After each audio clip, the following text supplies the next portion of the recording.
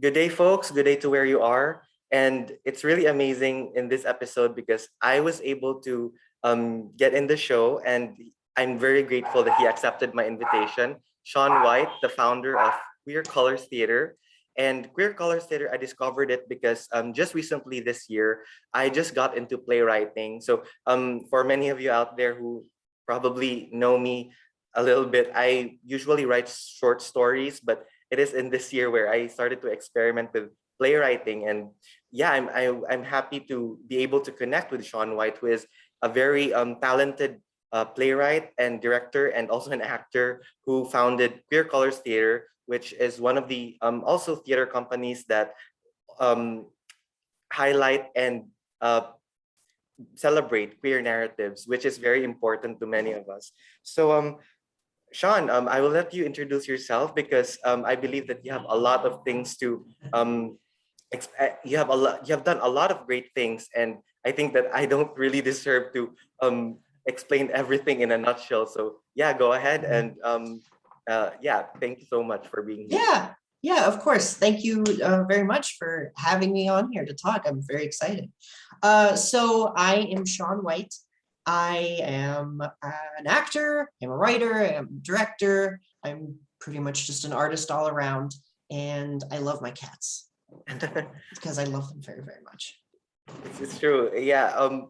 Being a cat person is lovely because I own two dogs, and basically I've never owned a cat, but it's really interesting to really experience what it feels like to own them, because I've seen a lot of cat videos on YouTube and other places on the internet where cats really do interesting tricks that helps relieve stress. Yes, and if you get a cat purring on your lap, it's just perfect. You'll never want to have live without a cat. It's wonderful. Right. It's a great experience to relieve stress. I think Mhm. that talented people like you definitely need it. Thank you. That's very nice. So jumping ahead, Shawn, how did uh Queer Colors Theater start? Like, what was the specific moment that made you inspired to find to create it and to tell queer stories through it? Sure. So about almost a year ago at this point, we were in the height of the pandemic, which really took a toll on live theater. A lot of theaters were closed or were closing or just really weren't active. And I was having that sort of itchy feeling, that sort of pain in my chest, where as an artist, I was like, I want to do something. I want to perform. I want to write. I want to direct. I want to create something, which as artists out there, I'm sure anyone's familiar with. And eventually I was like, well, there's nothing really going on. I'm just going to make an opportunity for myself to do something. And I was really interested in directing because I hadn't directed in a really long time. So I got a bunch of my friends together who I had went to acting school with. And I said, do you guys just want to do a show? Me and my friend will direct and you guys can star in it. We have a script.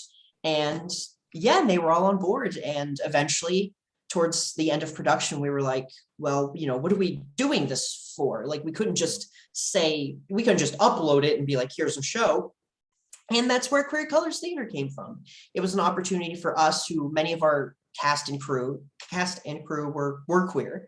And it was just an opportunity to celebrate queer identity and all of that. So it was really great.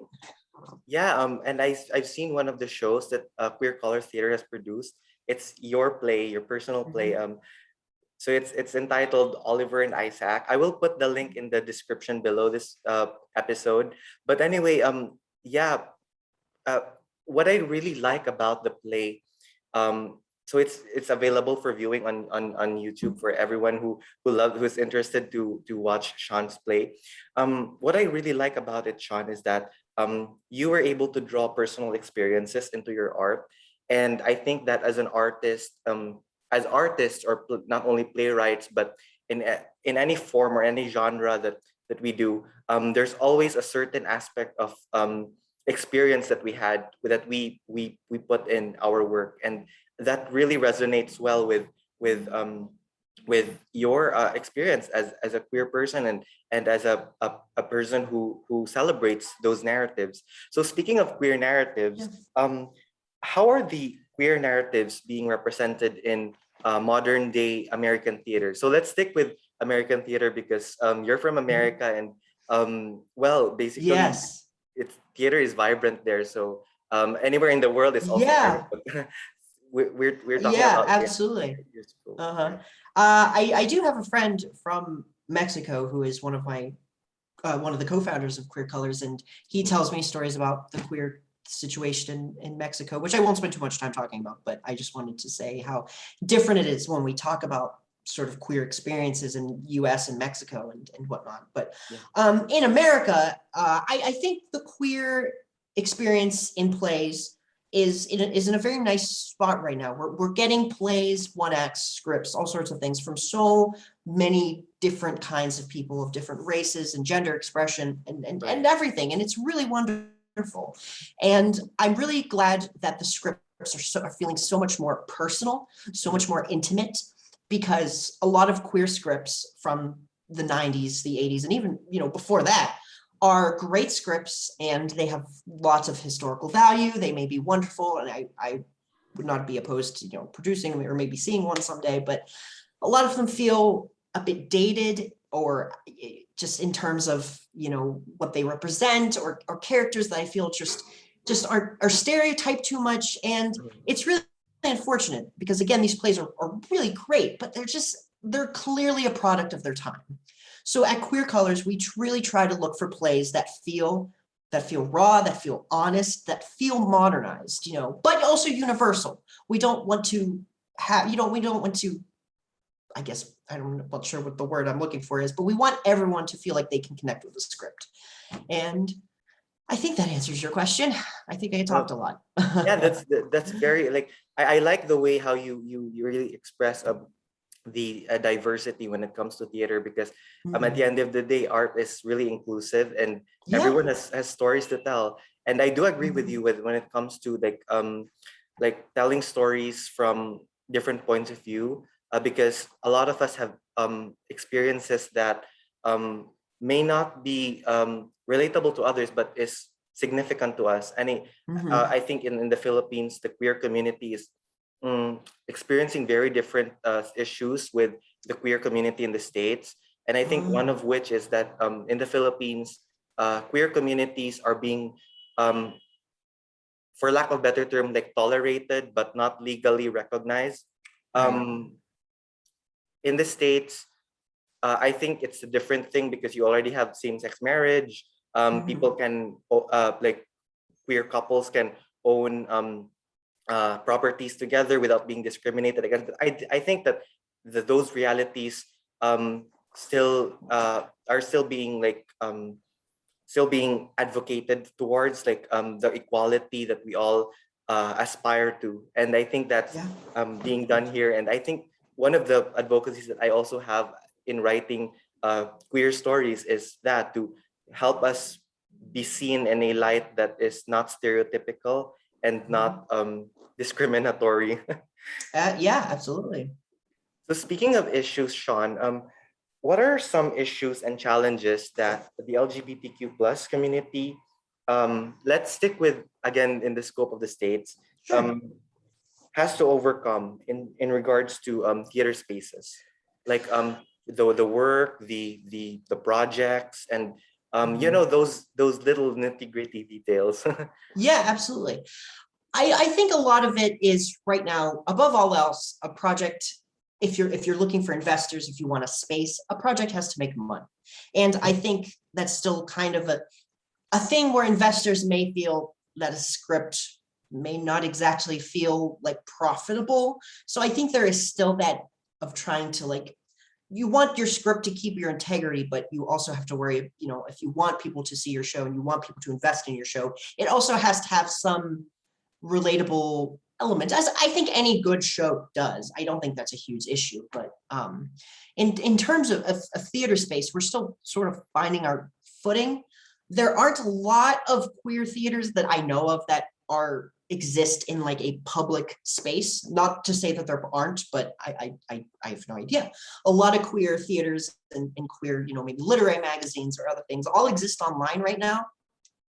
And it would be great for companies like Queer Colors or for other queer focused theater companies or film production companies to have public spaces, to have places where people can go and the gay community can be together and watch something or see something that speaks to them. So I guess I hope that we ultimately find more space and we're more of a public presence rather than just this niche group. Does that make sense? Definitely, yeah. I like how you said that we need more space when it comes to telling our stories, and public space is very important for that because Mhm. in order for us to be seen, there should be an availability of platforms and spaces. And I think that that's what Queer Colors Theater has done and is currently doing to provide space for our stories to be told and to be seen and to be understood by people who may not be like us but are trying to understand what we are like. So that's Right. Yeah. amazing. Yeah. So the next question. So for my viewers, sorry for the background noise. I'm actually outside just for Oh, the that's internet in okay. the Philippines is very crappy. So Oh, um, okay. No, that's all spoken right. from personal experience. You're So totally fine. the fourth question, Sean, would be: what are some Mhm. specific qualifications for a certain play to be considered for production for Queer Colors of Theater? Sure. So first and foremost, it has to have some element of queer representation. It doesn't have to be an overt, it doesn't have to be the main focal point, but it does obviously have to have some representation, and it can't be, a negative representation unless, if a character in a show can be, maybe bigoted or something, but he can't be like, there has to be some change in that character. Like we can have negative characters who represent, maybe homophobic or bigoted views, but there has to be something that maybe changes them or they serve some narrative purpose or something. But first and foremost, there has to be queer representation. And secondly, it just has to be a good script. It has to be something that doesn't feel exploitive. It has to be something that it has to be some universal element to it, like I mentioned, and as if it's a good script, like I said, there definitely will be, because so many queer stories are relatable, because no matter where you are, if you're gay or bi or whatever, you have experienced maybe some form of discrimination or prejudice or something. So yes, if it's a story that speaks to us, then it will probably speak to an audience, and that's all we want. And that's very important when it comes to uh, the authenticity that comes with a story, because I believe Mhm. that queer theories, queer stories and narratives that matter involve the experience that are unique to the queer community, and I think that's what's most important to it. And I think Right. that's really what Queer Colors Theater has done and really Oh, advocated for. So my thank last you. question, Sean, would be: what is your message to the LGBTQ plus community who are involved in theater? Just keep writing, keep performing, keep making yourself known. We are still, excuse me, we're still fighting for, a representation. We're still fighting for a place. I mean, name one Broadway show that's all going on right now that's queer focused. Um, so, continue to express yourself, continue to make yourself known, continue to make art, because art is the best way to get it, to express yourself. It speaks so many languages. Art is universal, no matter what it is. And I that's why I love to make art myself, because it just speaks to everybody, and that's all we can hope to do. Such a very inspiring message and encouraging message as well, Sean. And thank you once again for accepting my invitation. Thank you so much. I know that it's late there in the States, but I hope that you have a great week ahead. And like, I think it's Thanksgiving in this week. It is in a couple days, yeah. So it's amazing.